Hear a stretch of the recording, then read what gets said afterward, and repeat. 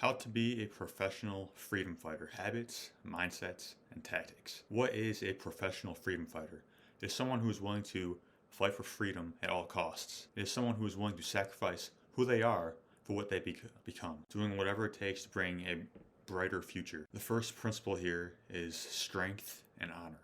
So this is essentially saying what you mean and meaning what you say. If you don't have integrity, then what do you really have? You don't always accomplish your goals, but you always give it everything that you have towards it. Number two is abundance is a virtue. Are you living in faith or fear? Abundance or scarcity? This decision will determine the quality of our lives. When you live in scarcity, everything around you gets worse. Everything around you shrinks. On the other hand, living in abundance, everything gets better. Everything is generative. It will allow you to live in greater service to you and the people around you as well. The rising tide raises all ships. So if somebody else wins, you win. And if you win, everyone else wins on some level. You have to want people to win. You have to understand that if you want something, you cannot come and get it from a place of scarcity, a place of fear. Like, you have to celebrate that thing that you want. That type of energy is going to be much more attractive to getting your goals. Number three is become dangerous.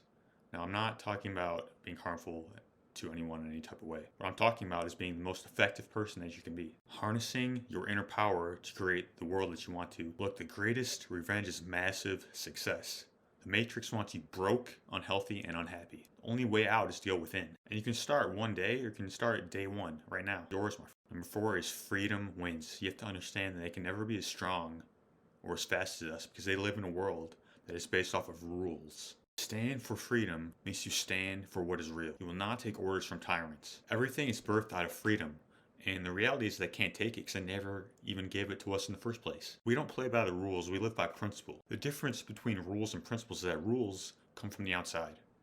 They may or may not be in your best interest, right? But you have principles which are in alignment with your vision, your goals, and the thing about them is that they are in alignment with your values. And the thing is you do them whether you feel like it or not. So some examples would be stay ready so you don't have to get ready. Be the change you wish to see in the world. Trust the process. Don't rush the process, right? These things are concrete. Discipline equals freedom. Freedom is just not about doing whatever it is that you want to. You can, but what are your results at the end of the day?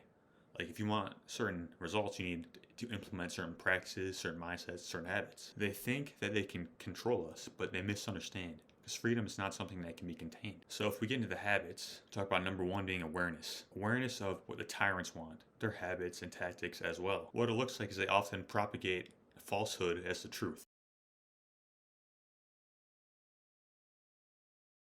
When you're distracted from what's real, you're much more likely to be able controlled. They'll say that it's for the greater good, but what they really mean is it's better for them. They often accuse people of the things that they're already doing. Number two is give them no mercy.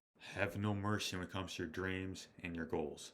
Be relentless in your pursuit. Never surrender and always win. This has to be put into context. I'm talking about doing this by principles. Taking no days off when it goes to your goals. They don't take days off, so why should we? Number three is that energy is currency. Energy is like an investment. Wherever you put it, it grows. If you're focused on thoughts of fear repeatedly, you're going to manifest that. If you focus on thoughts of love, you're going to manifest that in time. So many of us are walking around wishing that things will change, not realizing that if we want change, we have to change. Our inner world will create our outer world. Number four is Stoicism. Now, Stoicism was founded by ancient Greek philosophers such as Zeno.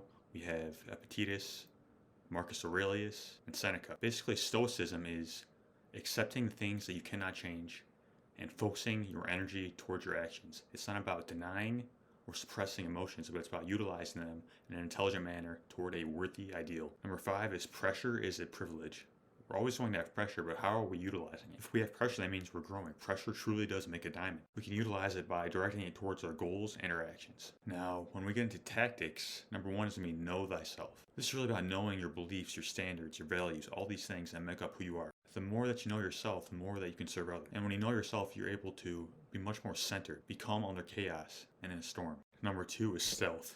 Being technology that cannot be censored or tracked, because whether we know it or not, we're being tracked all of the time. We're giving them data that we have no idea what they're really doing with at the end of the day. They call themselves data brokers, kind of like a stockbroker, right? They use their data and they sell it to third parties. So utilizing alternative medias like Rumble, Zion, getting into things like Bitcoin and being a decentralized form of currency, utilizing Proton Mail and Brave Browser instead of Google. Number 3 is no retreat, no surrender. If you have a goal in your heart, you know it's yours, you must go for it. The only way you should back down from a goal is if it's no longer in alignment with what you want, or if it's common sense to do so. Other than that, we have to understand there are 10,000 ways to the goal. Do not change your goal, change your approach. Things will come up.